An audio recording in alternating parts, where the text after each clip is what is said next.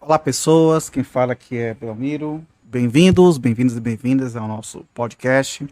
Vamos continuar nosso estudo sobre direito do trabalho e agora vamos entrar um tema relacionado ao tempo e ao trabalho. Então vamos falar de tempo de serviço, interrupção do trabalho, jornal de trabalho e por aí afora. Então, primeiramente, o tempo de serviço, ele corresponde à duração do contrato de trabalho, ressalvados os casos de suspensão dos efeitos do contrato de trabalho, no qual não vai haver a contagem do referido tempo de serviço. Então, o tempo de serviço é aquele em que o empregado fica à disposição do empregador, real ou fictamente, de acordo com o conceito de ano civil, de acordo com o direito positivo. Aí temos agora a discussão sobre as horas in itinere, ou itinere. Então, o caput do artigo 4º da CLT considera como tempo de serviço efetivo o período em que o empregado esteja à disposição do empregador, aguardando ou executando ordens, salvo por disposição especial expressamente consignada. Então, essa interpretação extensiva, que pode ser dada a esse dispositivo, foi dada pelo TST nas súmulas 90, 320 e 324, que disciplinam as hipóteses em que são devidas as horas itinere ou itinere, que correspondem ao tempo em que o empregado gasta para sair de sua residência e chegar ao local de trabalho de difícil acesso e vice-versa. Só com a Lei da Reforma Trabalhista, que foi a Lei 13.467 de 2017, foram inseridos 2 parágrafos no lugar do anterior parágrafo único do artigo 4º, que passou a ter a seguinte redação. Então vamos ler o caput e também ler os seus novos parágrafos. Artigo 4º. Considera-se como tempo de serviço efetivo o período em que o empregado esteja à disposição do empregador, aguardando ou executando ordens, salvo disposição especial expressamente consignada. Parágrafo 1º. Computar-se-ão, na contagem de tempo de serviço, para efeito da indenização e estabilidade, os períodos em que o empregado estiver afastado do trabalho, prestando um serviço militar e por motivo de acidente do trabalho. Parágrafo 2º.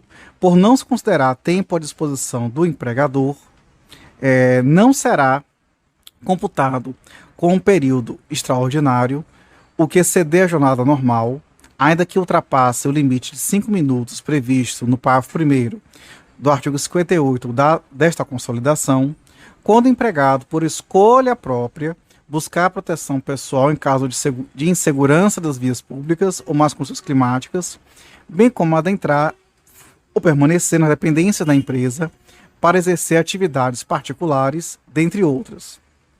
Inciso 1. Práticas religiosas. 2. Descanso. 3. Lazer. 4. Estudo. 5. Alimentação. 6. Atividade de relacionamento social. 7. Higiene pessoal. 8. Troca de roupa ou uniforme, quando não houver obrigatoriedade de realizar na troca na empresa.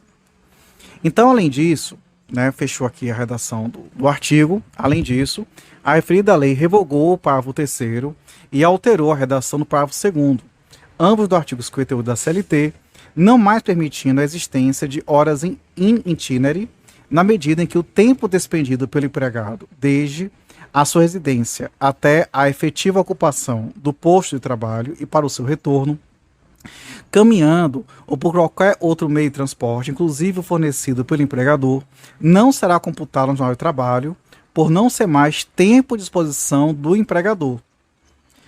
E, não obstante a literalidade do novel parágrafo 2º, do artigo 4º da CLT, parece, essa aí é uma tese, viu gente, parece que o juiz pode interpretá-lo sistematicamente por princípios voltados à própria Constituição também.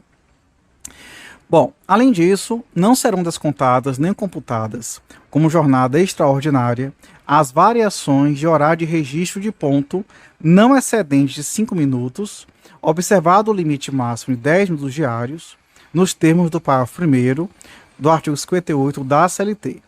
Então, de outra forma, o tempo gasto pelo trabalhador entre a portaria da empresa e o seu local de trabalho, ou o tempo que ele leva para assinalar o ponto, quando já estiver dentro do estabelecimento do empregador, deve, se a variação da marcação do ponto for superior a 10 minutos diários, ser remunerado como hora extra.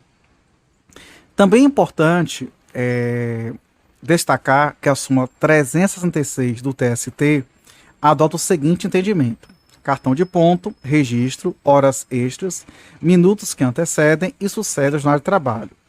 Não serão descontados, nem computadas como jornada extraordinária, as variações de horário de registro de ponto, não excedentes de 5 minutos, observado o limite máximo de 10 minutos diários. Se ultrapassar esse limite, será considerada como extra a totalidade do tempo que exceder a jornada normal, pois configurado tempo à disposição do empregador, não importando as atividades envolvidas pelo empregado ao longo do tempo residual, como troca de uniforme, lanche, higiene pessoal, etc. Bom, o pagamento do tempo em que o empregado fica à disposição do empregador está imune à negociação coletiva, como se infere o seguinte julgado. Então, esta Corte tem procurado dar efetividade ao comando constitucional, privilegiando negociações coletivas como forma de resolução pacífica de conflitos. Contudo, não se pode validar cláusula de acordo coletivo ou convenção coletiva de trabalho, a qual expressamente dispõe que as horas de trajeto não serão remuneradas, uma vez que se trata de direito legalmente assegurado do empregado, não podendo ser suprimido por norma coletiva. Isso aqui foi julgado em 2010. Só que aí, a gente sabe que essa jurisprudência está sob censura do novel artigo 611-A da CLT, que institui a prevalência das convenções e acordos coletivos sobre a lei, e sabe-se que aí isso é de certa inconstitucionalidade, mas aí é também uma tese doutrinária. Outro sim, há hipóteses em que o obreiro sequer está à disposição ou aguardando ordens, mas ainda assim terá computado seu tempo de serviço, como ocorre nos afastamentos para a prestação de serviço militar e por motivo de acidente de trabalho, CLT, artigo 4º caput, ou durante férias e demais repousos remunerados. Sobre a suspensão e interrupção do trabalho em si, como é sabido, um dos princípios peculiares do direito do trabalho é o da continuidade da relação de emprego, e é exatamente por isso que somente em situações especiais poderá haver paralisações provisórias, totais ou parciais, na execução do contrato de trabalho, ou melhor, na prestação do serviço. Alguns autores preferem utilizar as expressões suspensão parcial ou suspensão total do contrato, no sentido de interrupção ou suspensão do contrato, respectivamente. A lei brasileira, conforme CLT, título 4, capítulo 4, utiliza literalmente as expressões suspensão e interrupção, embora não defina nenhuma e nem outra. Em rigor científico, contudo, não há uma suspensão ou interrupção no contrato, mas sim dos efeitos, isto é, das obrigações atribuídas a cada uma das partes figurantes da relação de emprego. E é por esta razão que melhor seria falar em suspensão e interrupção do trabalho e não do contrato, uma vez que este, em ambos os casos, continua vigente até produzindo efeitos. Então, tanto a suspensão como a interrupção produzem efeitos comuns, quais sejam: primeiro, a continuidade do vínculo empregatício. Segundo, o direito de o empregado retornar ao emprego, com direito a todas as vantagens que, em sua ausência, tenham sido atribuídas à categoria a que pertencia na empresa, CLT, artigo 71. Além disso, a impossibilidade de extinção do contrato por ato unilateral. Então, esses são os pontos em comum. Sobre a suspensão, ela vai acontecer suspensão total quando inexistir obrigatoriedade da prestação de serviço e pagamento de salário, ou seja, de ambos, nem prestar serviço e nem pagar salário, sendo certo que o tempo de serviço, em regra, não é computado para efeitos legais. Portanto, na suspensão, empregado e empregador ficam dispensados transitoriamente do cumprimento das suas obrigações intrínsecas ao contrato de trabalho. Cumpre registrar que a súmula 440 do TST assegura o direito à manutenção do plano de saúde ou de assistência médica oferecido pela empresa ao empregado, não obstante suspenso o contrato de trabalho em virtude de auxílio-doença acidentário ou de aposentadoria por invalidez. Então, são as hipóteses a seguir que conferem suspensão dos efeitos do contrato de trabalho. Primeiro, a suspensão disciplinar, que não poderá ser superior a 30 dias, CLT artigo 474. Segundo, os afastamentos do empregado por motivo de doença ou acidente de trabalho, não obstante seja tempo de serviço computado, no caso de trabalho, de acordo com o artigo 4 da CLT. Então tem esse detalhe aí. A partir do 16º dia, artigo 59 da Lei 8.203/91. Também vale dizer que será considerado suspenso o contrato de trabalho se o benefício auxílio-doença durar mais de 15 dias, contando a suspensão a partir do 16º dia, conforme CLT, artigo 476, combinado com o artigo 65 do Regulamento da Previdência Social. Então é importante lembrar que o parágrafo 1º do artigo 4º da CLT, com redação dada pela Lei 13.467/2017, passou a dispor que computar-se-ão, na contagem do tempo de serviço, para efeito de indenização e estabilidade, os períodos em que o empregado estiver afastado do trabalho, prestando serviço militar e por motivo de acidente de trabalho.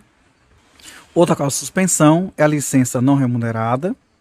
Também temos a aposentadoria por invalidez, CLT artigo 475. Também temos o exercício de cargo público não obrigatório, embora, neste caso, embora computado o tempo de serviço nos termos do artigo 472 da CLT. Também empregado eleito para cargo de administração sindical ou representação profissional, CLT artigo 543, parágrafo 2º, salvo se continuar a perceber salários, que aí não será suspenso. Também a greve, em princípio, implica suspensão contratual, Lei 7.783/89, artigo 7º.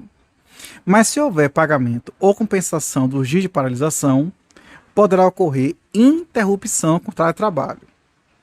O empregado eleito para ocupar cargo de diretor, salvo permanecer a subordinação jurídica, conforme súmula do TST, número 269. No tocante ao afastamento do empregado, motivo de doença, acidente de trabalho, não obstante seja o tempo de serviço computado de acordo com o artigo 4º da CLT, existe divergência doutrinária. Valentim Carrion diz que é suspensão. Já Cristóvão Piragibe Torches Malta sustenta que seria interrupção todo e qualquer período de afastamento do empregado motivo assim de trabalho. Amaury Mascaro advoga a posição eclética, enaltecendo que os efeitos específicos do acidente de trabalho não são enquadráveis em nenhuma das duas figuras.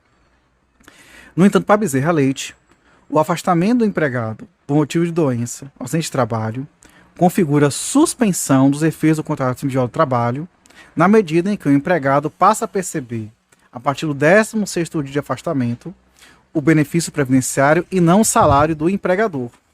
Então, o fato de o tempo de afastamento ser contado para fins de indenização, conforme a CLT artigo 4º, e o FGTS continuar sendo recolhido, não excepciona o critério básico na distinção das duas figuras, que é, primeiro, que na suspensão não há trabalho nem salário, e na interrupção não há trabalho, mas o empregador continua a pagar salário.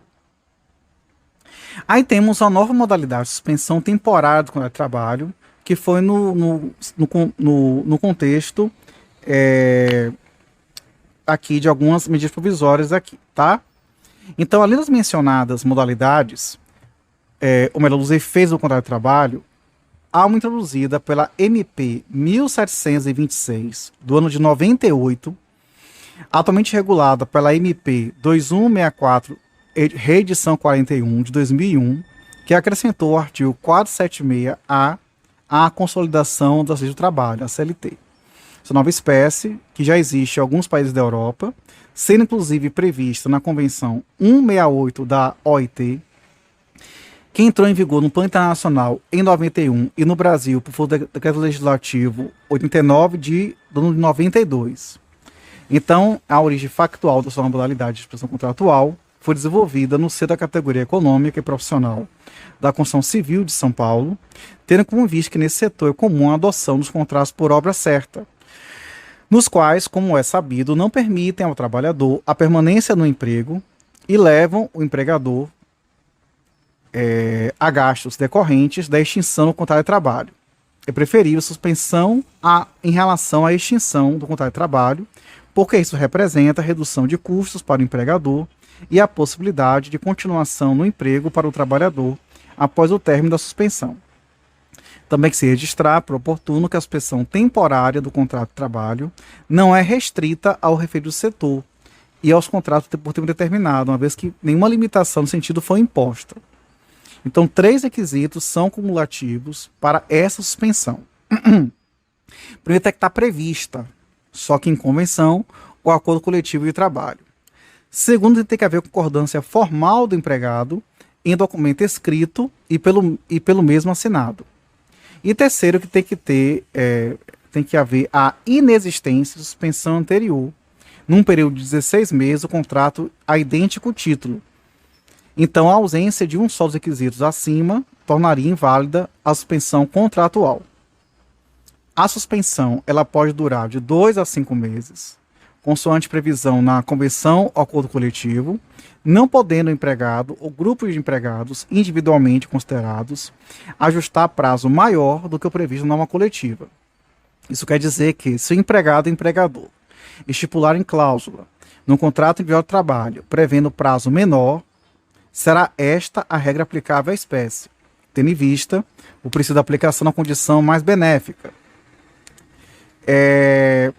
Além disso, o artigo 476-A da CLT, no parágrafo 7º, diz que o prazo limite fixado no caput poderá ser prorrogado mediante convenção ou acordo coletivo de trabalho e aquiescência formal do empregado, desde que o empregador arque com o ônus correspondente ao valor da bolsa de qualificação profissional do respectivo período. Então, nessa suspensão, o empregado terá direito de receber algumas coisas. Primeiro, os benefícios espontaneamente concedidos pelo empregador. Segundo, a ajuda compensatória mensal que não tem natureza salarial, cujo valor é definido pela norma decorrente da negociação coletiva. Terceiro, bolsa de qualificação profissional custeada pelo FAT, Fundo de Amparo ao Trabalhador, desde que não ultrapasse 5 meses de suspensão, conforme o artigo 476-A da CLT. Os valores estabelecidos na convenção, o acordo coletivo para ajuda compensatória, por disposição expressa da MP, não assumem em princípio a natureza salarial. No que se refere aos benefícios espontaneamente concedidos pelo empregador, existe divergência sobre sua natureza jurídica. Para uns, não integra o salário, já outros proclamam que sua natureza é salarial. Então, se se trata de norma que restringe direitos, sua interpretação tem de ser restritiva, razão pela qual se pensa que os valores espontaneamente concedidos pelo empregador possuem natureza jurídica salarial, salvo se existir disposição em contrário na convenção ou acordo coletivo. Também é importante assinalar que durante a suspensão do contrato individual, o trabalhador não perde a sua qualidade de segurado da Previdência Social. E caso haja dispensa imotivada do empregado no transcurso da suspensão ou nos 3 meses subsequentes ao seu retorno ao trabalho, o empregador arcará com o pagamento de todas as suas verbas rescisórias, multa a ser estabelecida em convenção ou acordo coletivo, sendo de no mínimo 100% sobre o valor da última remuneração mensal anterior à suspensão. De outra parte, se não for ministrado curso ou programa de qualificação profissional, ou se o empregado permanecer trabalhando para o mesmo empregador, ficará descaracterizada a suspensão, sujeitando-se o empregador ao pagamento imediato dos salários e dos encargos sociais referentes ao período, além de outras sanções previstas em acordo ou convenção coletiva. Decorrido o período alusivo à suspensão do contrato, 2 situações poderão ocorrer. Primeiro, o retorno do empregado, com o que o contrato volta a ter seu curso normal, assegurando seu empregado, daí por diante, todas as vantagens que, em sua ausência, tenham sido atribuídas à categoria que pertence na empresa, conforme o CLT, artigo 471. Também assegurada a extinção do contrato de trabalho com o pagamento das verbas resilitórias, calculado sobre o salário do mês anterior à suspensão E caso haja aumento de salários durante o período de suspensão, o cálculo tomará por base o novo salário por aplicação do referido dispositivo legal. Bom, na interrupção, que ela é também chamada de suspensão parcial, o empregado fica desobrigado a prestar serviços, mas continua recebendo salários, sendo que o tempo de serviço é sempre computado para todos os efeitos contratuais e legais. Durante a interrupção, o empregado terá direito a todas as vantagens de ordem pessoal, como adicional de tempo de serviço, licença-prêmio, adicionais que vinham sendo pagos e etc. São exemplos de interrupção no contrato as previstas na CLT, artigo 473. Inciso 1.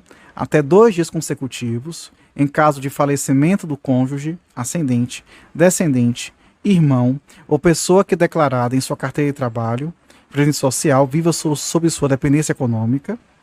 2. Até 3 dias consecutivos, em virtude de casamento. 3. Até 5 dias, em caso do nascimento de filho, conforme a DCT, artigo 10, parágrafo 1º. 4. Por 1 dia, em cada 12 meses de trabalho, em caso de doação voluntária de sangue devidamente comprovada. 5. Até 2 dias consecutivos ou não, para o fim de se alistar eleitor, nos termos da lei respectiva. 6. No período de tempo em que tiver de cumprir exigências o serviço militar, referidos na letra C do artigo 65 da Lei 4375 de 64. 6. Nos dias em que estiver comprovadamente realizando prova de exame vestibular para ingresso em ensino superior, pelo tempo que se fizer necessário quando estiver comparecer a juízo. Inciso 9. Pelo tempo que se fizer necessário quando a qualidade de representante de entidade sindical estiver participando de reunião oficial de organismo internacional do qual o Brasil seja membro. 10. Em até 2 dias para acompanhar consultas médicas e exames complementares durante o período de gravidez de sua esposa ou companheira. 11. Por 1 dia por ano para acompanhar filho de até 6 anos e consulta médica. Certo?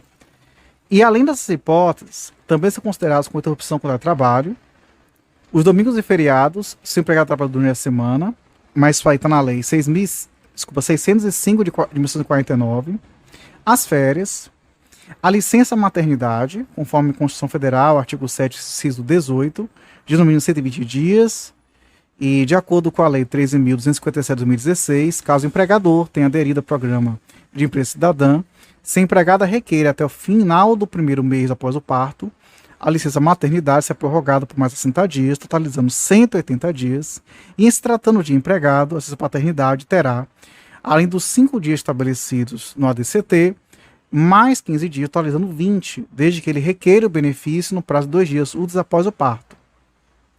Também empregado que colabora com a justiça na condição de testemunha, CLT artigo 822. Também empregado que atua como parte do processo trabalhista, CLT 473, inciso 8 e TST súmula 155. Ausências do empregado ao serviço, desde que o empregador efetue o pagamento salarial respectivo. Doença ou acidente de trabalho nos primeiros 15 dias. Afastamento para inquérito judicial para apuração de falta grave, julgado improcedente, CLT artigo 495. A greve, desde que haja pagamento de salário durante a paralisação e assim dispuser a decisão judicial. O comparecimento do empregado como jurado ou testemunha à sessão do júri. E o afastamento do representante,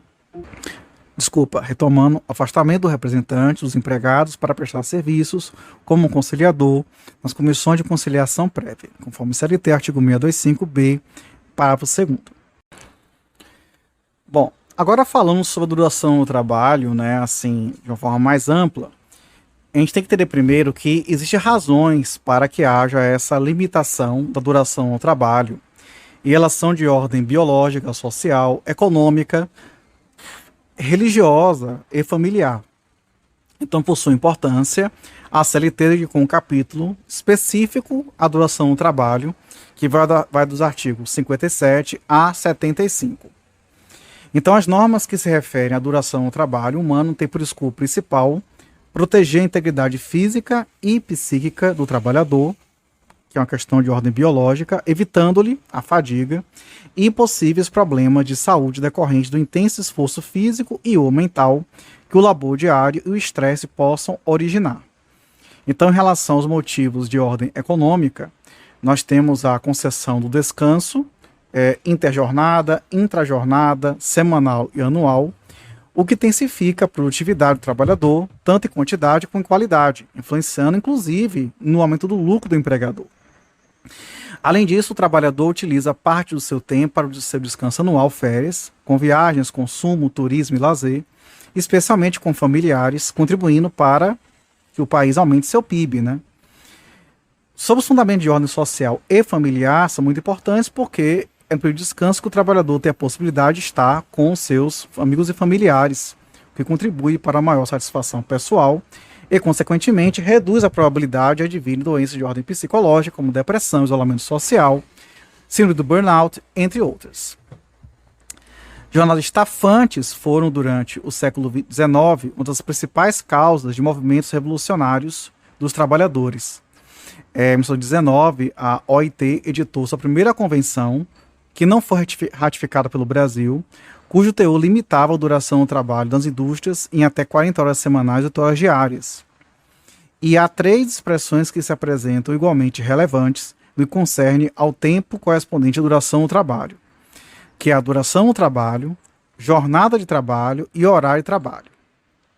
Duração do trabalho é a expressão que tem sentido amplo, compreendendo em geral todo o período correspondente ao contrato, inclusive aos períodos relativos a repouso semanal remunerado e férias anuais remuneradas, sem fazer distinção quanto ao tempo em que o empregado esteja efetivamente à disposição do empregador, como já foi visto anteriormente. Jornada de trabalho possui sentido mais restrito que duração ao trabalho, abrangendo especificamente o tempo em que o empregado esteja não só efetivamente trabalhando, como também colocando a sua força de trabalho à disposição do tomador de seu serviço por um período contratual ou legalmente fixado, tal como ocorre com o tempo de prontidão ou sobreaviso. A Constituição da República estabelece o limite máximo da duração do trabalho normal diário em até 8 horas e o semanal até 44 horas, facultada a compensação de horários e a redução da jornada mediante acordo ou convenção coletiva de trabalho. O trabalho exercido após a duração do trabalho normal é considerado trabalho extraordinário, momento em que surge para o trabalhador, em regra, o recebimento do adicional de hora extra, de no mínimo 50%, sobre o valor da hora normal, conforme a Constituição Federal, artigo 7º, inciso 16. Então é importante ressaltar que nos termos da súmula 421 do TST, o uso de instrumentos telemáticos ou informatizados fornecidos pela empresa ou empregado por si só não caracteriza o regime de sobreaviso, mas se considera que em sobreaviso o empregado que à distância e submetido a controle patronal por instrumentos telemáticos ou informatizados permanecer em regime de plantão ou equivalente, aguardando a qualquer momento o chamado para o serviço durante o período de descanso. Então, concebido inicialmente com o sentido de tempo diário de trabalho, hoje em dia confere-se à expressão jornada de trabalho amplitude suficiente para alcançar também as noções de jornada semanal, jornada mensal e até jornada anual. Então, a expressão jornada de trabalho é utilizada via de regra para designar a duração do trabalho diário. Horário de trabalho tem um significado ainda mais restrito e concerne ao lapso temporal compreendido entre o início e o termo final de uma mesma jornada diária. Abarca, assim, o período relativo ao início e ao término da jornada, bem como os intervalos. O artigo 74, com relação dada pela Lei 13.874/2019, dispõe que o horário de trabalho será anotado em registro de empregados, sendo importante registrar que o artigo 31 do Decreto 10.854/2021 prevê que o registro eletrônico do controle de jornada, nos termos do disposto no artigo 74 da CLT, será realizado por meio de sistemas e de equipamentos que atendam aos requisitos técnicos na forma estabelecida em ato do Ministro de Estado do Trabalho e Previdência, de modo a coibir fraudes, a permitir o desenvolvimento de soluções inovadoras e a garantir a concorrência entre os ofertantes desses sistemas, sendo que os procedimentos de análise de conformidade dos equipamentos e sistemas considerarão os princípios da temporalidade, integridade, autenticidade, irrefutabilidade, pessoalidade e auditabilidade, na forma estabelecida em ato do Ministro de Estado do Trabalho e Previdência. Além disso, equipamentos e sistemas de registro eletrônico de jornada deverão se registrar fielmente as marcações efetuadas e atenderão aos critérios de: primeiro, não permitir alteração ou eliminação dos dados registrados pelo empregado, restrições de horários às marcações de ponto, marcações automáticas de ponto, tais como horário pré-determinado, horário contratual. Além disso, não exigir autorização prévia para marcação sobre jornada e permitir a pré-assinalação do período de repouso e a assinalação do ponto por exceção à jornada regular de trabalho. Para fins de fiscalização, nos termos do artigo 32 do Decreto 10.854/2021, os sistemas de registro eletrônico da jornada, de que trata o artigo 31, deverão, inciso 1, permitir a identificação do empregador e empregado, e 2, possibilitar a extração do registro fiel das marcações realizadas pelo empregado. Então é importante destacar que a portaria MTP 671/2021 estabelece regras sobre o controle da jornada eletrônico, artigo 73 a 92, e controle de jornada manual ou mecânico, artigo 93 a 101. Para os estabelecimentos com até 20 trabalhadores, será obrigatória a anotação da hora de entrada e de saída em registro manual, mecânico ou eletrônico, conforme instruções expedidas pelo Ministério do Trabalho e Previdência, permitida a pré-assinalação do período de repouso. Entretanto, se o trabalho for executado fora do estabelecimento, o horário dos empregados constará do registro manual, mecânico ou eletrônico em seu poder, sem prejuízo de que dispõe o caput do artigo. O parágrafo 4º do artigo 64 da CLT, acrescentado pela Lei 13.874/2019, permite a utilização de registro de ponto por exceção à jornada regular de trabalho, mediante acordo individual escrito, convenção coletiva ou acordo coletivo de trabalho. Trata-se de faculdade conferida às partes do contrato de trabalho para que o trabalhador anote apenas os horários que não coincidam com os regulares. Ou seja, os trabalhadores poderão, após o acordo, bater o ponto por exceção, registrando apenas os horários de entrada e saída fora do habitual. Entendi. A nosso sentir, é uma norma inconstitucional, porque conflitua sobretudo com o inciso 3 do artigo 7º, porque somente permite a diminuição e a compensação da jornada por meio de convenção, certo? E a interpretação da Constituição, ela vai ir, de encontro disso daí. Sobre a jornada de trabalho, embora o termo jornada seja tradicionalmente usado para designar a duração diária do trabalho, tem-se ampliado o significado do termo para a duração do trabalho por semana e até por ano. Por isso que se fala em jornada diária, jornada semanal ou anual, chamadas de férias anuais, incluindo as férias anuais. Sobre a jornada diária, sobre as horas in itinere, prorrogação e compensação de horários. Então, a jornada de trabalho diária não diz respeito somente ao tempo em que o trabalhador se encontra efetivamente prestando o seu labor, mas engloba também o tempo em que fica à disposição do empregador e, em alguns casos, o lapso temporal despendido pelo trabalhador no trajeto casa-trabalho-casa. Além disso, há também aqueles obreiros que trabalham em regime de prontidão e de sobreaviso. Maurício Godinho Delgado explica que existem critérios básicos e especiais para a fixação da jornada de trabalho. Os critérios básicos se subdividem em tempo efetivamente trabalhado, tempo à disposição e tempo de deslocamento. Os especiais são tempos de prontidão e tempo de sobreaviso. O Brasil não adotou como critério para a estipulação da jornada de trabalho o tempo efetivamente trabalhado, pois conforme expressamente diz o artigo 4º da CLT, computa-se como tempo trabalhado aquele em que o trabalhador se encontra à disposição do empregador. Porém, ainda que não utilizado como regra no Brasil, é possível que o empregador estabeleça critérios de produtividade e, nesse caso, o salário do trabalhador será fixado por cada peça produzida, conforme o artigo 78 da CLT. Além disso, computa-se o tempo de deslocamento, que são as horas itinerantes, quando se tratar de local de difícil acesso ou não servido por transporte público. Esse critério ganhou relevância quando o TST editou a súmula 90, porém sabemos que a lei da reforma trabalhista modificou aí essa situação, que a gente já inclusive comentou sobre isso também. Também a referida lei revogou expressamente o parágrafo 3º do artigo 58 da CLT, que previa a possibilidade de horas itinerary diferenciadas nas micro e pequenas empresas.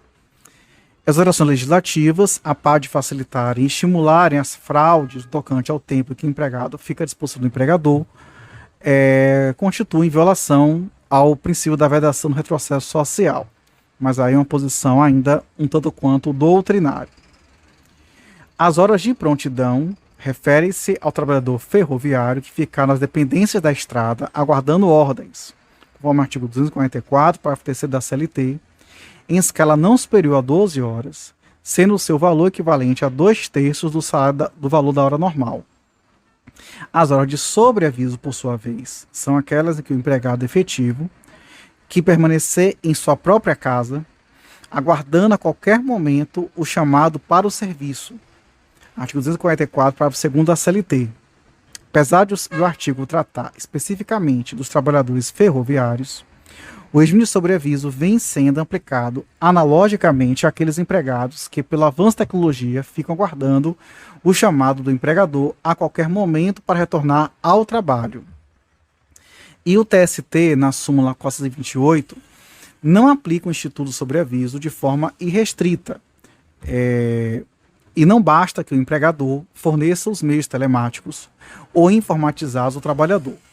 O item 2 da referida súmula considera, em sobreaviso, o empregado que, à distância e submetido ao controle patronal por instrumentos telemáticos ou informatizados, permanecer em regime de plantão ou equivalente, aguardando a qualquer momento o chamado para o serviço durante o período de descanso.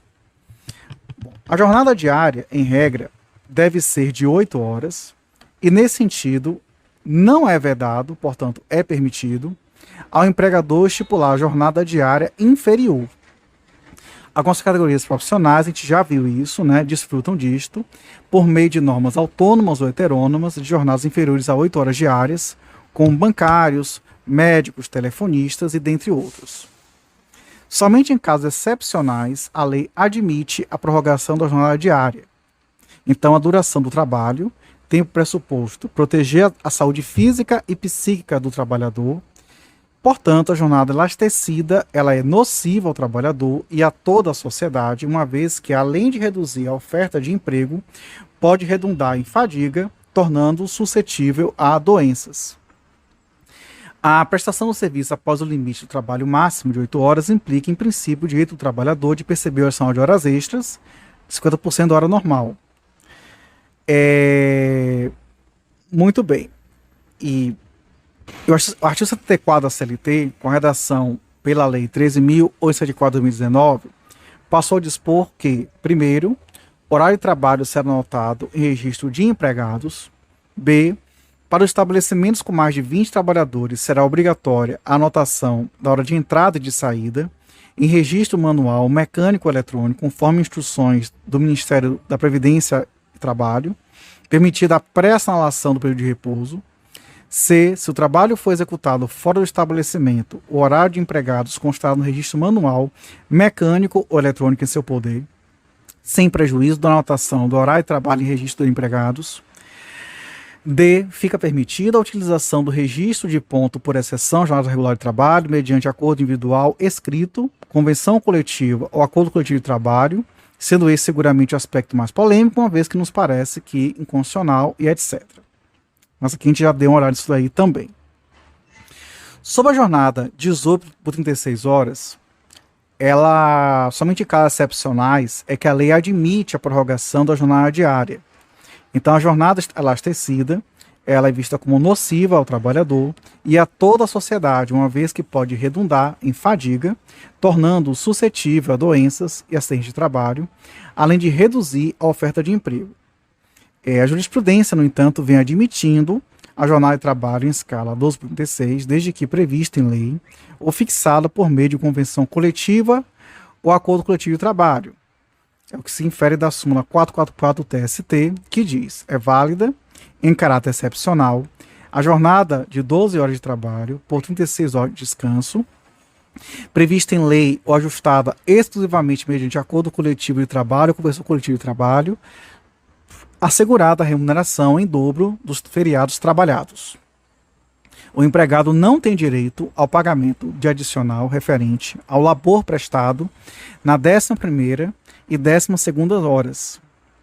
É uma prática adotada há muito tempo em hospitais e na vigilância, mas que também foi foi alargada para bombeiros civis, conforme Lei 11.901/2009, aos motoristas profissionais, conforme Lei 13.103/2015, e aos trabalhadores domésticos, Lei Complementar 150 de 2015.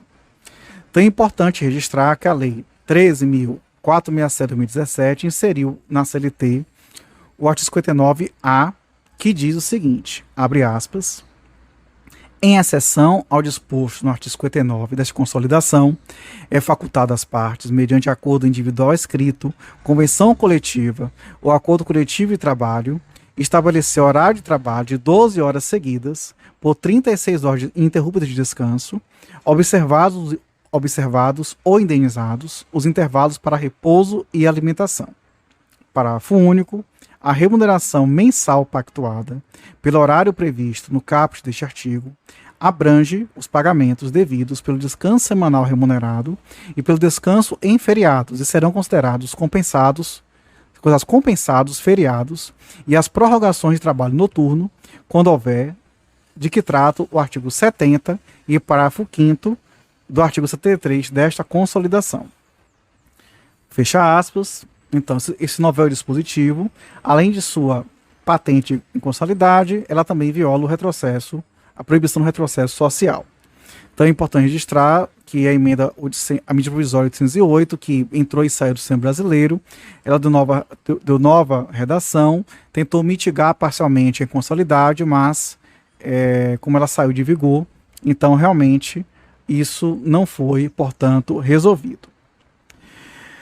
Bom, no que tange ao divisor de cálculo para o valor da hora normal desses trabalhadores, o TST tem aceitado o número 210, tendo em vista que, se feito a média diária do quanto o empregado trabalharia se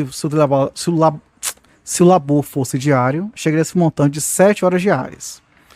Recentemente, o STF, na ADI 4842, decidiu que é constitucional a jornada de 12 por 16 horas prevista no artigo 5º da Lei dos Bombeiros Civis, certo? Isso foi criticado pela doutrina. E também esse registro, anunciado 15 da segunda jornada de Direito Material Processual do Trabalho, ocorrido em 2017, prevê que, tratando-se de regime de compensação de jornada, é essencial para a sua validade a previsão em acordo coletivo ou convenção coletiva de trabalho nos termos do artigo 7º, inciso 13 da Constituição Federal, inclusive em relação ao comerciário, em razão de lei especial, Lei 12.790/2013. Também com o artigo 60, parágrafo único da CLT, dispensa de licença médica para realização de jornada, e etc. Muito bem. O enunciado não tem força vinculante, mas pode ser invocado por fonte doutrinária. Bom, sobre a compensação de horas, como se fala, os tipos de semanas inglesa e espanhola. O artigo 7º, inciso 13 da Constituição Federal, permite o regime de compensação de horário Ou seja, em vez de empregar trabalho 8 horas por dia, de segunda a sexta-feira, mais 4 horas de sábado, pode elaborar, por exemplo, uma hora fracionada de 4,48 horas de segunda a sexta, totalizando 44 horas semanais. O TST tem se posicionado no sentido de validar a denominada Semana Espanhola, nesse regime de compensação de horas, desde que autorizado por acordo ou convenção coletiva, o trabalhador em uma semana presta uma jornada semanal de 48 horas e na semana seguinte a jornada semanal se limita a 40 horas e assim sucessivamente. A OJ 323 do TST fala sobre isso. Diz que é válida a Semana Espanhola. Mas é importante destacar que essas compensações, entretanto, somente são válidas se precedidas de negociação coletiva, instrumentalizada em convenção coletiva, acordo coletivo. Bom, agora a doutrina tem criticado o acordo individual, certo? Individual por não proteger de trabalho, mas a gente sabe que a legislação tem adotado isso. Só que o TST, mesmo o TST, tem reconhecido como válido o acordo individual de compensação de hora de trabalho, desde que escrito. De outro modo, não vale o acordo individual tácito ou verbal para compensação de horas extras. Sobre compensação de hora de trabalho, o TST editou a súmula 85 in verbis. Compensação da jornada, item 1. A compensação da jornada de trabalho deve ser ajustada por acordo individual escrito, acordo coletivo ou convenção coletiva. O acordo individual de compensação de horas é válido, salvo se houver norma coletiva em sentido contrário. O mero não atendimento a exigências legais para a compensação da jornada, inclusive quando encetada mediante acordo tácito, não implica repetição do pagamento das horas excedentes, a jornada normal diária, se não dilatada a jornada máxima semanal, sendo devido apenas o respectivo adicional. Prestação de horas extras habituais descaracteriza o acordo de compensação de jornada, e nesta hipótese as horas que ultrapassarem a jornada semanal normal deverão ser pagas como horas extraordinárias e, quanto àquelas destinadas à compensação, deverá ser pago a mais apenas o adicional do trabalho extraordinário. 5. As disposições contidas nesta súmula não se aplicam ao regime compensatório na modalidade do banco de horas, que somente pode ser instituído por negociação coletiva. 6. Não é válido o acordo de compensação de jornada em atividade insalubre, ainda que estipulado em norma coletiva, sem necessária inspeção prévia e permissão da autoridade competente, na forma do artigo 60 da CLT.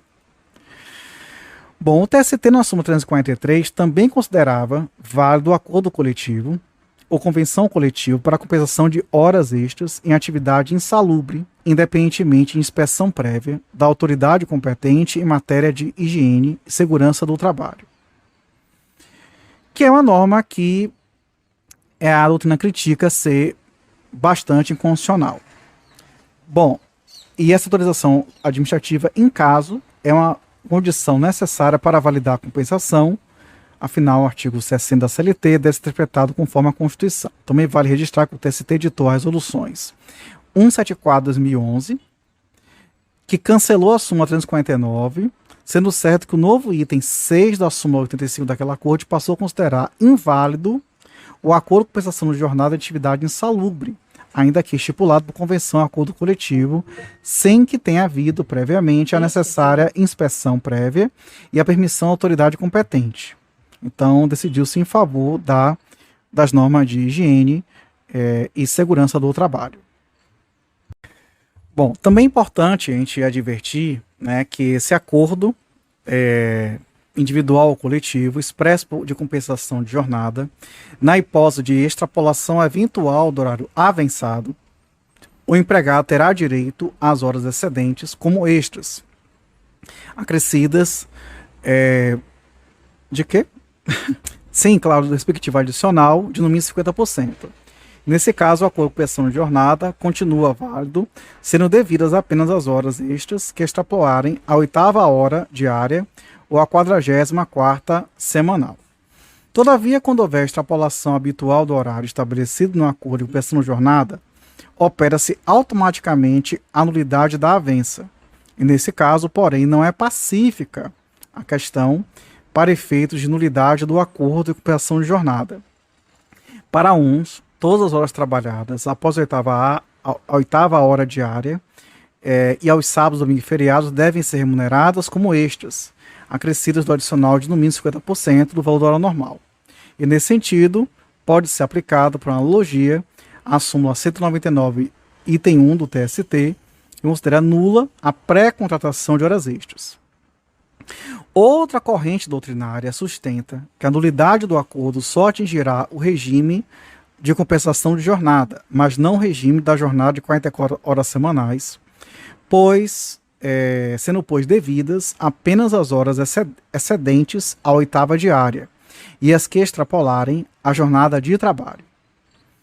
Tem uma terceira corrente que defende que, embora nulo o acordo, são consideradas como remuneradas as horas trabalhadas dentro da jornada semanal de 44 horas, mas as horas extras excedentes à oitava diária são remuneradas apenas com o adicional de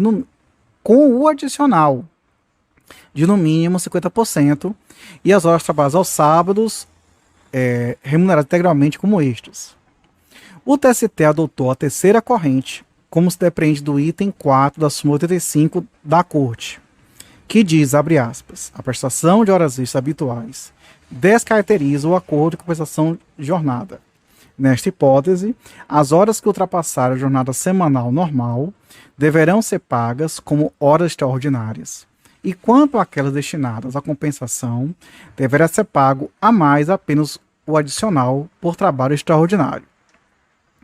Só que esses verbetes, fecho aspas, tá, estão em colisão com a lei da reforma trabalhista, que colocou o artigo 59b, que dispõe que, abre aspas, o não atendimento das exigências legais para compensação de jornada, inclusive quando estabelecido mediante acordo tácito, ainda bota acordo tácito aqui, tá?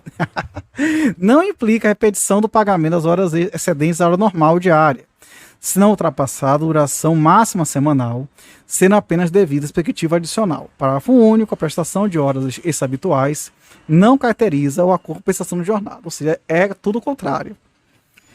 O enunciado 22, aprovado na segunda jornada de material para o trabalho, no entanto, sugere o seguinte: a prestação de horas habituais, ou ainda que eventuais, em número superior às 2 horas diárias, implica a descaracterização do acordo de compensação e do acordo do banco de horas, conforme artigos 7º, 13 e 16 da CF e 59 da CLT, ou seja, o TST, seja através da súmula, seja através das suas jornadas, se opõe à CLT. O que vale? Vai ter que saber, né? O que está perguntando, né? Vamos lá, pessoal. Prorrogação de jornada, outro item agora. A prorrogação laboral diária poderá ser prorrogada. Primeira situação, até 2 horas suplementares, com acréscimo de 50%, mediante acordo direto entre empregador e empregado ou norma coletiva, seja essa convenção, acordo coletivo, como faculta o artigo 59 da CLT. Segundo, até 4 horas suplementares, com acréscimo de 50% nos casos de serviços inadiáveis, cuja inexecução possa acarretar prejuízos ao empregador. CLT, artigo 61, e aqui também não é obrigatória a negociação coletiva. Outra situação, terceira, até 2 horas suplementares, sem acréscimo, desde que para compensar a jornada de 44 horas semanais, mediante convenção ou acordo coletivo de trabalho. Então, a prorrogação de jornada laboral sem acréscimo só é possível, portanto, na hipótese de compensação. TST, súmula 85. Neste caso, por exemplo, o empregado trabalhará um pouco mais de segunda a sexta-feira e folgará aos sábados, ou trabalhará mais em uma semana e menos em outra, semana inglesa ou semana espanhola, ou trabalhará um pouco mais num dia e folgará no outro. Assim como exceção no regime de compensação, todas as horas extraordinárias são remuneradas com adição a pelo menos 50% da hora normal. Só que a lei da reforma trabalhista revogou o parágrafo 4º do artigo 59 da CLT, passando a permitir que o trabalhador contratado por tempo parcial possa fazer horas extras, o que na prática, além de implicar violação ao princípio da vedação ao retrocesso social, acaba descaracterizando essa modalidade contratual. Também é importante assinalar que nos termos da súmula 431 do TST, para os empregados a que alude o artigo 58, caput da CLT, quando sujeitos a 40 horas semanais de trabalho, aplica-se o divisor de 200 para o cálculo desse salário base. Ainda tem esse cálculo ainda, tá? 40 horas, 200. Se for aquele regime 12 por 36, 210. E se for 44 horas semanais, 220. O destaque importante reside na inserção, pela Lei 13.467 de 2017, dos novos parágrafos 5º e 6º do artigo 59, segundo os quais os bancos de horas de que trata o parágrafo 2º do mesmo artigo 59 poderá ser pactuado por acordo individual escrito, desde que a compensação ocorra no período máximo de 6 meses, sendo lícito o regime de compensação de jornada estabelecido por acordo individual, tácito ou escrito, para compensação no mesmo mês. Então, mas mais dispositivos polêmicos que estamos aí. Também é importante lembrar que o artigo 60 da CLT diz que, nas atividades insalubres, a ser consideradas as constantes nos quadros mencionados no capítulo da Segurança e Medicina do Trabalho, ou que neles venham a ser incluídas, por ato do Ministro do Trabalho, Indústria e Comércio, quaisquer prorrogações só poderão ser acordadas mediante licença prévia das autoridades competentes em matéria de higiene do trabalho, as quais, para aquele efeito, procederão aos necessários exames locais e à verificação dos métodos de processo de trabalho, quer diretamente, quer por intermédio de autoridades sanitárias federais, estaduais e municipais, com quem entrarão em entendimento para tal fim. Entretanto, a Lei da Reforma Trabalhista inseriu no referido artigo 60 um parágrafo único, que diz o seguinte: excetuam-se da exigência de licença prévia as jornadas de 12 horas de trabalho por 36 horas interruptas de descanso. Então, esse novo parágrafo único parece ser inconstitucional e vamos adiante, porque eu não vou aqui discutir isso. Na mesma linha, a redução dos direitos dos trabalhadores alterou a redação para dispor da prorrogação, independente de acordo com essa coletiva e tal. A gente, é muita coisa que talvez daqui a alguns meses isso possa mudar, né? Nem sabemos disso. Mas bora lá. Empregados excluídos da limitação da duração da jornada diária. Então, em conformidade com o disposto na redação original do artigo 62, esse parágrafo único da CLT, não estão sujeitos à jornada diária máxima de 8 horas e, portanto, não fazem jus às horas extras. Primeiro, os empregados que exercem atividade externa incompatível com a fixação de hora de trabalho, devendo tal condição ser anotada na CTPS e no livro de registro de empregados. É o caso dos vendedores externos, em que não haja qualquer tipo de controle de sua jornada. Também os gerentes a ser considerados os exercentes de cargo de gestão, os quais se equiparam aos diretores e chefes de departamento ou filial, CLT artigo 62, inciso 2, salvo quando o salário do cargo de confiança, compreendendo a gratificação da função, se houver, for inferior ao valor do respectivo salário efetivo acrescido de 40%. A Lei da Reforma Trabalhista acrescentou ao artigo 62 da CLT o inciso 3, excluindo do regime de limitação da duração de jornada os empregados em regime de teletrabalho. A doutrina acha que isso gera discriminação, mas a gente viu que, inclusive eu falei em outro momento, né, em outro episódio, lá atrás, sei lá, que esse material aqui ele não está contemplando as novas disposições do teletrabalho que entraram ao longo do ano 2022 na CLT. Portanto, vou ficar mais restrito com relação a esses comentários aqui. Certo? Sempre a jornada de trabalho vão ser mais restritivas, mas a gente sabe que não é isso que está funcionando. O TST vem entendendo que o tacógrafo, por si só, é insuficiente para controle de jornada para afastar a incidência. O tacógrafo é aquele negócio do carro, né, que mede deslocamento e quilometragem. insuficiente para controle de jornada para afastar a incidência do inciso 1 do artigo 62 da CLT ao empregado motorista que exerce atividade externa. O próprio TST, contudo, vem relativizando a aplicação da própria OJ 332, que é que fala do TACURA, como se refere em alguns julgados. Na doutrina tem vozes renomadas ecoando no sentido de que o empregado em domicílio, por não se encontrar sob fiscalização direta do empregador, também não tem direito às horas extraordinárias. Certo? Muito bem. Mas isso pode ser, né, relativizado se houver, por exemplo, algum pacto, alguma determinação do empregador de produção diária ou alguma outra forma de controlar sua jornada. Então, enfim, à luz do princípio da primazia da realidade, se possível, o controle da jornada, cujo ônus de provado, fala constitutivo de direito, é do empregado em domicílio, então o ônus da prova é do empregado em domicílio, fará este jus às horas extras e às horas noturnas. Esse entendimento se aplica também ao empregado em regime de teletrabalho ou trabalho à distância. Muito bem. Sobre o banco de horas, ele foi instituído no Brasil por meio da Lei 9.601 de 88, que deu nova redação aos parágrafos 2º e 3º do artigo 59 da CLT. Depois, MP 2164, de reedição 41 de 2001, alterou a redação do parágrafo 2º e acrescentou o 4º. Então ficou assim. Vamos lá. Na verdade, isso aqui a gente já leu e eu vou pular para os comentários. Até porque a forma trabalhista já alterou isso daqui, né? E aí a gente sabe que o banco de horas é um neologismo utilizado para denominar um novo instituto de flexibilização da jornada de trabalho, o qual permite a compensação do excesso de horas trabalhadas em um dia, com a correspondente diminuição em outro dia, sem pagamento de horas extras, desde que respeitado determinado período de tempo fixado em lei, acordo individual escrito, acordo coletivo ou convenção coletiva de trabalho. Em outros termos, o valor correspondente às horas extras prestadas não é pago diretamente ao empregado, uma vez que fica depositado em um banco de horas do empregador e, na hipótese de rescisão do contrato de trabalho, sem que tenha havido a compensação integral das horas extras, fará o trabalhador jus ao pagamento dessas horas, que serão calculadas sobre o valor da remuneração na data da rescisão. Então, era uma prática adotada por muitas empresas,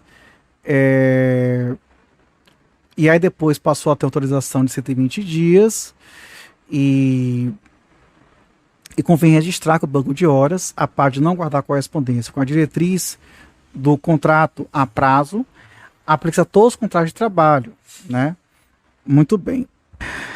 Bom, você sabe que a súmula 85 do TST chancela, né? Ela confirma, ela considera válido o regime de compensação de horas, inclusive por acordo individual escrito, mas exige negociação coletiva para a instituição do banco de horas.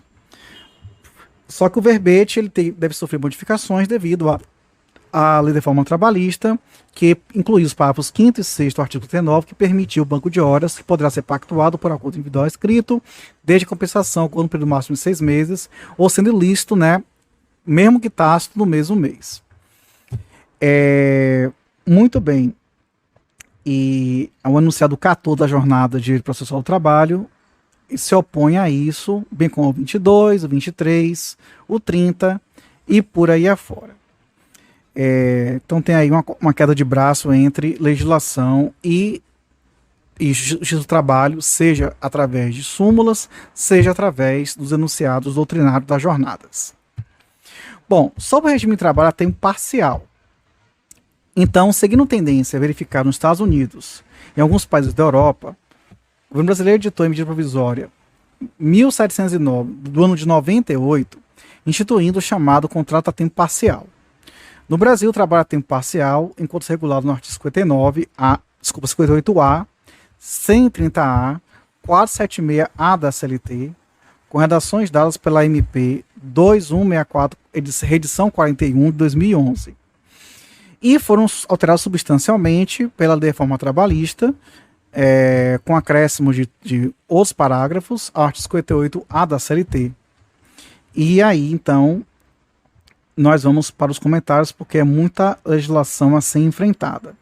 Então, de acordo com a CLT, existiriam duas modalidades de regime de trabalho em tempo parcial. Uma com duração de até 30 horas semanais, sem possibilidade de horas extras semanais, e outra com duração de até 26 horas semanais, com possibilidade de até 6 horas extras semanais. Então, o salário a ser pago aos empregados, no regime tempo parcial, poderá ser proporcional à duração reduzida da jornada, observados os quantitativos pagos para aqueles que cumprem nas mesmas funções em tempo integral. Na verdade, a OJ 358, inciso 1, item 1 do TST também permite pagamento de salário de forma proporcional ao tempo trabalhado.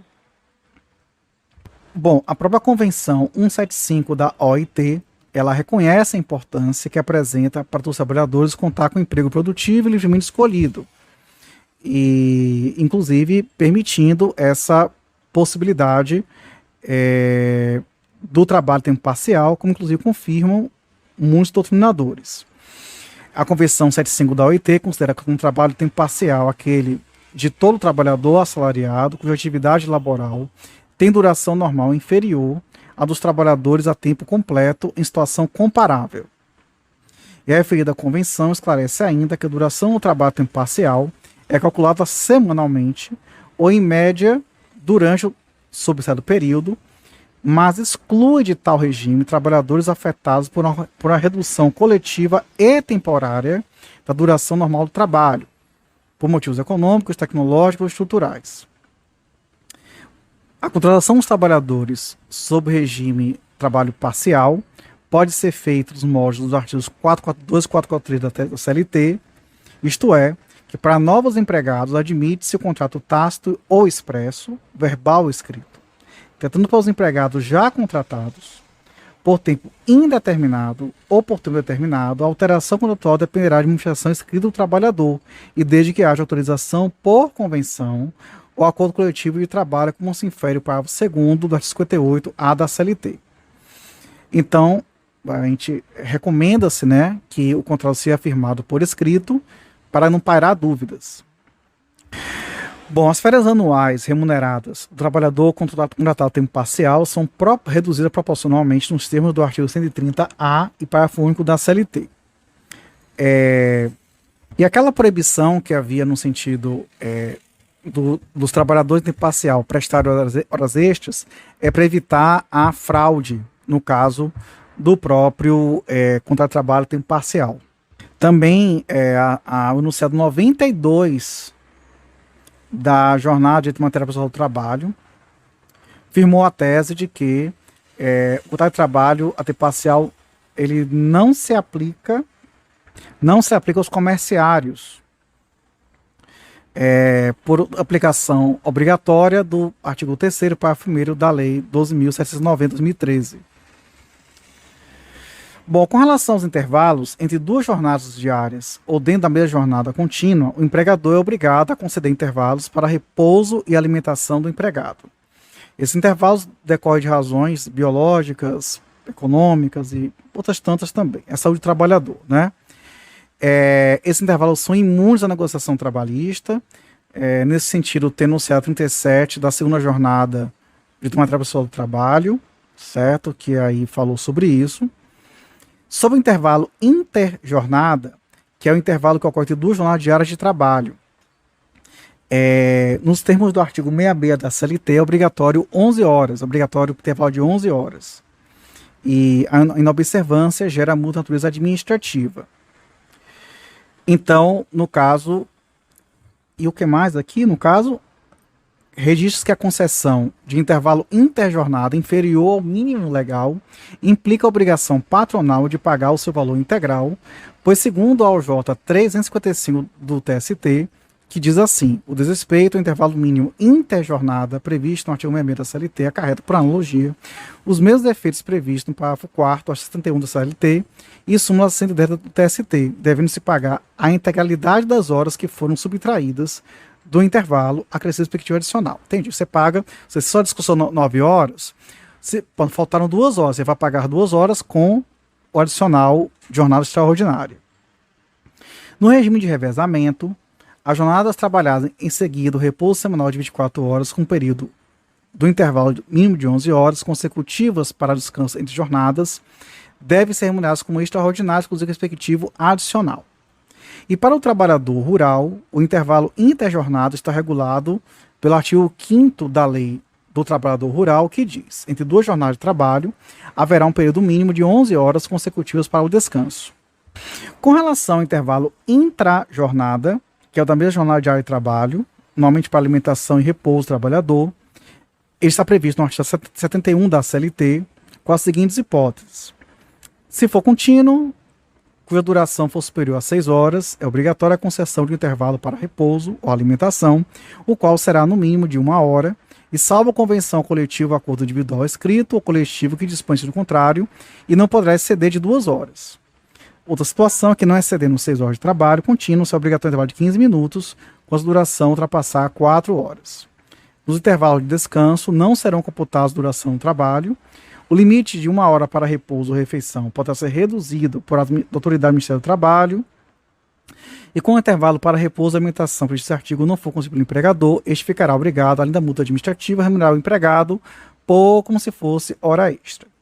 Só que isso daqui foi alterado pela Lei da Reforma Trabalhista, que dispõe expressamente que a não concessão ou concessão parcial de intervalo intrajornada mínimo para repouso e alimentação a empregados urbanos e rurais implica o pagamento de natureza indenizatória apenas do período suprimido, com acréscimo de 50% sobre o valor da remuneração e da hora normal de trabalho.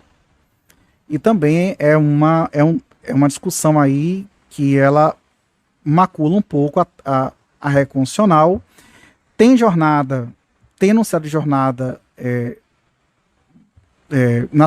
jornada de processual do trabalho e material do trabalho também sobre isso, pugnando pela sua inconstitucionalidade. Bom, mas aí a gente tem que saber que esse instituto do intervalo intrajornada, ele foi sendo modificado ao longo do tempo. Teve modificação em 2012 pela Lei 12.619, que acrescentou o parágrafo 5º ao artigo 71 da CLT. Só que esse parágrafo 5º ele foi alterado novamente pela Lei 13.103 de 2015, que diz que o intervalo expresso no caput poderá ser reduzido e ou fracionado, e aquele estabelecido no parágrafo 1º poderá ser fracionado quando compreendido entre o término da primeira hora trabalhada e o início da última hora trabalhada, desde que previsto em convenção ou acordo coletivo de trabalho, ante a natureza do serviço e em virtude das condições especiais de trabalho, a que estão submetidos estritamente os motoristas, cobradores, fiscalização de campo e afins no serviço de operação de veículos rodoviários, empregados do setor de transporte coletivo de passageiros, mantida a remuneração e concedidos os intervalos para descanso menores ao fim de cada viagem. Nos serviços permanentes de mecanografia, como datilografia, escrituração, cálculo e digitação, a cada 90 minutos de trabalho consecutivo corresponderá um repouso de 10 minutos, não deduzido da duração normal do trabalho. CLT artigo 72. Temos a súmula 346 do TST, que diz que os digitadores, por aplicação analógica do artigo 72 da CLT, equiparam-se aos trabalhadores do serviço de mecanografia, em razão pela qual tem direito a intervalo de descanso de 10 minutos a cada 90 de trabalho consecutivo. Aí, visando sistematizar o instituto do intervalo intrajornada, o TST editou a súmula 437, estabelecendo alguns critérios para a sua aplicação.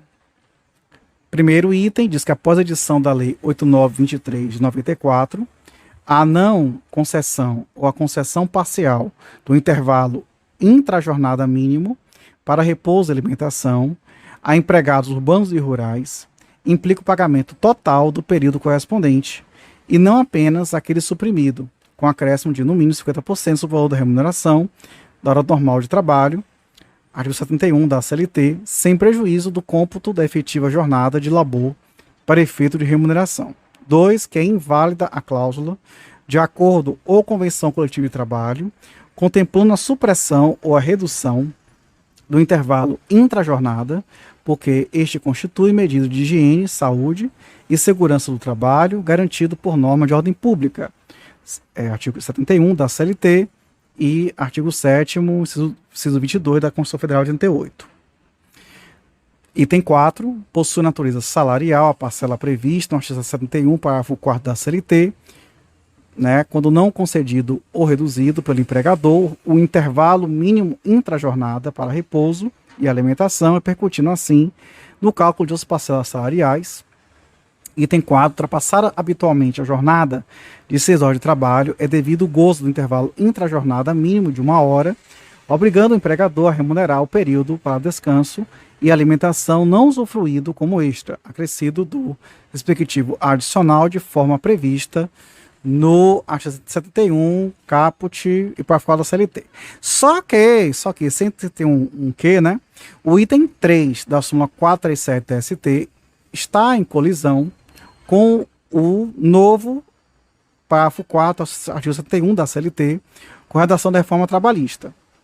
Além disso, a súmula 438 reconhece o intervalo para recuperação térmica do empregado submetido a trabalho contínuo em ambiente artificialmente frio, nos termos do parágrafo único do artigo 253 da CLT, ainda que não labore em câmara frigorífica, tendo ele direito ao intervalo intrajornada por aplicação analógica do caput do referido dispositivo consolidado. Sou trabalhador rural, em qualquer trabalho contínuo de duração superior a 6 horas, será obrigatória a concessão de intervalo intrajornada para repouso ou alimentação, observados os usos e costumes da região, não se computando esse intervalo para a duração do trabalho. Para o trabalhador rural, o intervalo intrajornada está previsto na primeira parte do artigo 5º da Lei 5889/73, submete a sua duração aos usos e costumes da região. Enfim. Sobre a possibilidade da redução do intervalo intrajornada por convenção ou acordo coletivo com base em portaria genérica do Ministério do Trabalho, o TST vem adotando o entendimento, por exemplo, que a autorização genérica é inválida. Muito bem. Temos o intervalo do artigo 384 da CLT.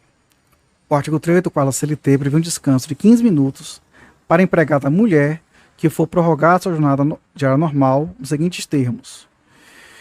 Artigo 384. Em caso de prorrogação do horário de trabalho, será obrigatório um descanso de 15 minutos, no mínimo, antes do início do período extraordinário do trabalho. O TST vem reconhecendo a validade do artigo em comento e a sua compatibilidade com a Constituição, determinando inclusive o pagamento de 50% do valor da hora normal pelo descanso não fruído pela empregada mulher. Em 2014, o STF, em sede de julgamento de recurso extraordinário, no RE 658/312, havia reconhecido a recepção desse artigo. No entanto, o julgamento foi anulado por questão formal, retornando na pauta em 2016. Então, aí temos um sentido que a jurisprudência do TST está pacificada pela validade do intervalo, sendo certo que o principal argumento da empresa recorrente ao STF de que o artigo violaria princípios constitucionais da isonomia. Mas sabemos que tem isonomia, quer dizer desigualar desigualdade. Estamos falando de questão de esforço físico, biológico, enfim. Então, por isso que diz que de fato tem direito a mulher ao intervalo de 15 minutos antes de começar a jornada extraordinária. Só que o artigo 5º, inciso 1 da Lei 13.467 de 2017, revogou expressamente o artigo 384 da CLT, ou seja, tirou esse intervalo da jornada de trabalho da mulher. Devia ter falado isso antes, mas enfim, é o que só apareceu agora. Sobre o repouso semanal remunerado, então é assegurado a todo empregado um repouso semanal remunerado de no mínimo 24 horas consecutivas, o qual deverá coincidir preferencialmente aos domingos. O repouso semanal remunerado é que, na verdade, o reconhecimento de que existe um direito à jornada semanal de trabalho. Então, não obstante o termo jornada, oriundo de giorno, giornata, seja empregado normalmente para designar a jornada diária, o certo é que, no Brasil, consagra literalmente a expressão jornada semanal, como se infere no artigo 59, parágrafo 2º. É um direito fundamental, né, estendido dos empregados urbanos e rurais, estendido aos trabalhadores avulsos, aos trabalhadores domésticos e servidores públicos também.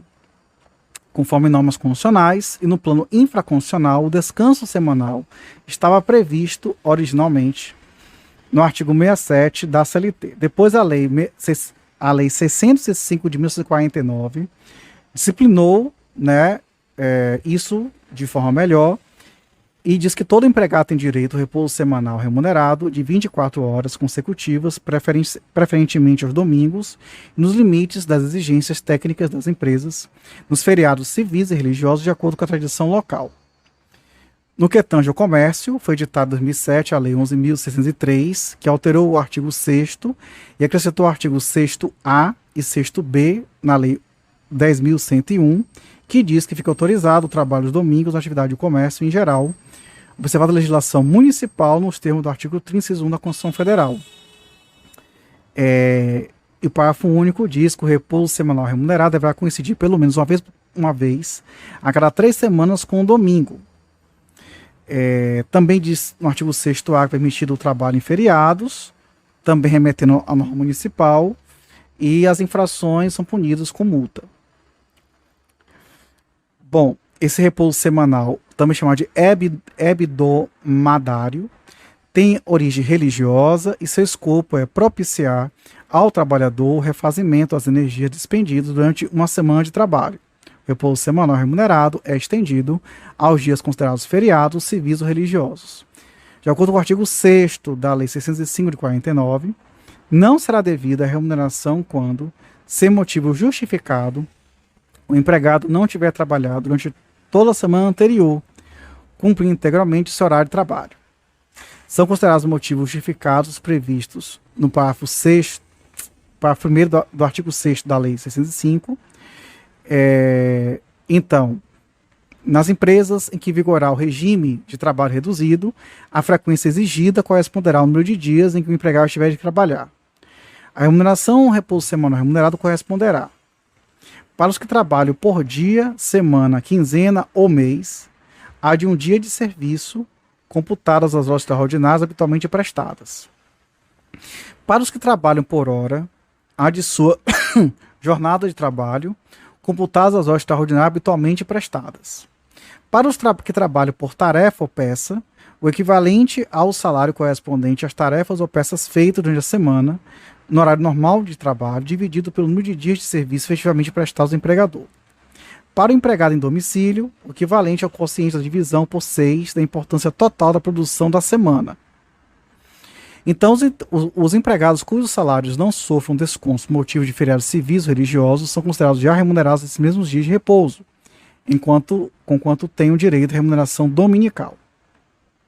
Consideram-se já remunerados os dias de repouso semanal do empregado mensalista ou quinzenalista, cujo cálculo de salário mensal ou quinzenal, ou cujos descontos por faltas efetuados na base do número de dias do mês, ou de 30 e 15 dias de 15 e 30 e 15 diários respectivamente. E a prestação de serviços nos dias destinados ao repouso semanal confere ao empregado o direito à remuneração em dobro do dia trabalhado, salvo quando o empregador terminar outro dia de folga. Lei 605, artigo 9º. Aí vamos agora ver essa jurisprudência. Então, a súmula 146 do TST, em sua redação original, previa apenas que o trabalho realizado em dia de feriado não compensado seria pago em dobro e não em triplo. Em 2003, o TST deu nova redação à súmula 146, reconhecendo que o trabalho prestado em domingos e feriados não compensado deve ser pago em dobro, sem prejuízo da remuneração relativa ao repouso semanal. Na hipótese de o repouso ser concedido após o 7º dia, o TST editou ao J. 410, que diz que repouso semanal remunerado, concessão após o 7º dia consecutivo de trabalho, viola, o artigo 7º, 15 da Constituição Federal, importando o pagamento em dobro. Se o repouso semanal remunerado for concedido depois do 7º dia, o TST vem entendendo que há violação do artigo 7º, inciso 5 da Constituição Federal.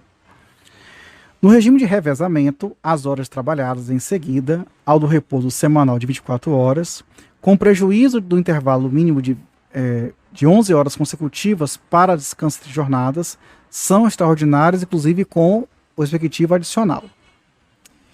Aí, na interpretação sistemática, entre os artigos 7º, parágrafo 2º da Lei 605 de 49 e o artigo 320 da CLT, está autoriza a concluir que o professor que recebe salário mensal à base de hora-aula tem direito ao acréscimo de 1/6 a título de repouso semanal remunerado, considerando-se para tal fim o mês de 4 semanas e meia, conforme TST, súmula 351. Nos termos da súmula 360 ST, a interrupção do trabalho destinada a repouso e alimentação dentro de cada turno ou intervalo para repouso semanal não descaracteriza o turno de revezamento de 6 horas. E aí temos a súmula 172 do TST, que diz que computam-se no cálculo do repouso semanal remunerado as horas extras habitualmente prestadas. Por outro lado, segundo o TST, o repouso semanal remunerado não repercute nos seguintes casos. Temos aqui alguns, tá? O sábado do bancário é dia útil não trabalhado, não dia de repouso remunerado. Não cabe a repercussão do pagamento de horas extras habituais em sua remuneração. TST, súmula 113. Também as gratificações por tempo de serviço e produtividade pagas mensalmente não repercutem no cálculo do repouso semanal remunerado. TST, súmula 225. Também as gorjetas cobradas pelo empregador, nota de serviços oferecidas espontaneamente pelos clientes integram a remuneração do empregado, não servindo de base de cálculo para as parcelas de aviso prévio, ação noturno, horas extras e repouso semanal remunerado. Também, correcional de insalubridade já remunera os dias de repouso semanal e feriados. Também que a majoração do valor do repouso semanal remunerado em razão de integração das horas extras habitualmente prestadas não repercute no cálculo de férias, na gratificação natalina, no aviso prévio e no FGTS sob pena de caracterização de bis in idem. Então, no que concerne ao repouso semanal remunerado, também chamado de RSR, o decreto 10.854/2021 passou a regulamentar a Lei 605/49. Dispõe o artigo 152 que todo empregado tem direito a um descanso remunerado de 24 horas consecutivas, preferencialmente aos domingos, nos limites das exigências técnicas da empresa, nos feriados civis e religiosos, de acordo com a tradição local. Nos termos do artigo 53 do decreto, são feriados e, como tais, obrigam o repouso semanal, repouso remunerado, em todo o território nacional, aqueles que a lei determinar, e também será obrigatório o repouso remunerado nos dias de feriados locais, até um máximo de 4, desde declarados por tais por lei municipal. Já o artigo 154 do decreto citado diz que, na hipótese de ser comprovado o cumprimento das exigências técnicas nos termos do disposto no artigo 1º da Lei 605 de 49, será admitido o trabalho nos dias de repouso, garantida a remuneração correspondente, e constitui exigências técnicas aquelas que, em razão do interesse público ou das condições peculiares, a atividade da empresa ou ao local de estas atuem, torna indispensável a continuidade de trabalho em todos ou alguns de seus serviços. Prevê o parágrafo 2º do artigo 154 desse decreto, que é o decreto 10.854/2021, que nos serviços que exijam trabalho aos domingos, com exceção do elencos teatrais e congêneres, será estabelecida escala de revezamento mensalmente organizada, que constará de quadro sujeito à fiscalização, e no serviço que for permitido o trabalho nos dias de repouso, a remuneração dos empregados que trabalharem nesses dias será paga em dobro, exceto se a empresa terminar outro dia de folga. Ato de ministro do Estado do Trabalho e Previdência Social considerar em caráter permanente permissão para o trabalho nos dias de repouso das atividades que se enquadrarem nas exigências técnicas. E o artigo 155 do decreto permite, excepcionalmente, o trabalho em dia de repouso quando: item 1, força maior, ou item 2, para atender a realização ou a conclusão de serviços inadiáveis ou cuja execução possa acarretar prejuízo manifesto, e a empresa obtiver autorização prévia da autoridade competente em matéria de trabalho com a discriminação do período autorizado, o qual de cada vez não excederá 60 dias. Nos dias de repouso em que for permitido o trabalho, é vedada às empresas a execução de serviços que não se enquadram nos motivos determinantes da permissão, sendo certo que a remuneração do repouso semanal corresponderá: item 1, para os que trabalham por dia, semana, quinzena ou mês, há de um dia de trabalho, computadas as horas extras habitualmente prestadas. 2, para os que trabalham por hora, a sua jornada de trabalho, computadas as horas extras habitualmente prestadas. 3, para os que trabalham por tarefa ou peça, ao salário correspondente às tarefas ou peças feitas durante a semana, no horário normal de trabalho, dividido pelos dias de serviço efetivamente prestados pelo empregador. 4, para os empregados em domicílio, ao quociente da divisão por 6 do valor total da produção da semana. Bom, os empregados cujos salários não sofram descontos por motivos de feriados civis ou religiosos são considerados já remunerados esses mesmos dias de repouso, conquanto tenham direito à remuneração dominical. O decreto citado já considera remunerados os dias de repouso semanal do empregado mensalista ou quinzenalista, cujo cálculo do salário mensal ou quinzenal, ou cujos descontos por falta sejam efetuados com base nos números de dias do mês ou de 30 e 15 diárias, respectivamente.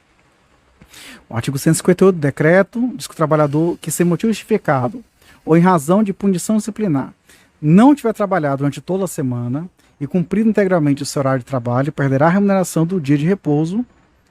Também fala que as ausências decorrentes de férias não prejudicarão a frequência exigida e não serão acumuladas a remuneração do repouso semanal e do feriado civil ou religioso que requer no mesmo dia. O parágrafo 4 do decreto, parágrafo 4 do artigo 158 do decreto, considera semana, para fim de pagamento do RSR, o período de segunda-feira a domingo, que antecede o dia determinado com repouso semanal remunerado. E os motivos justificados para que o empregado não perca o direito ao repouso semanal trabalhado estão no artigo 159 do decreto. Também a portaria MTP 671/2021 dispõe sua autorização transitória dos artigos 56 a 61 e permanente 62 e 63 para trabalhos aos domingos e feriados, bem como estabelece regras de prorrogação de jornada de atividades insalubres, conforme artigos 64 a 72. Bom, pessoal, então para quem ficou até aqui, né, obrigado. Obrigado também a você, né, que vocês estão estudando, então, é todo mundo. A gente vai voltar no próximo episódio para continuar o tema da duração e jornada de trabalho, e vamos entrar no item trabalho noturno e seguir adiante, mas no próximo episódio a gente termina aí essa parte. E depois, nos próximos episódios, teremos outros temas também sobre o direito do trabalho. Um abraço e tchau, tchau.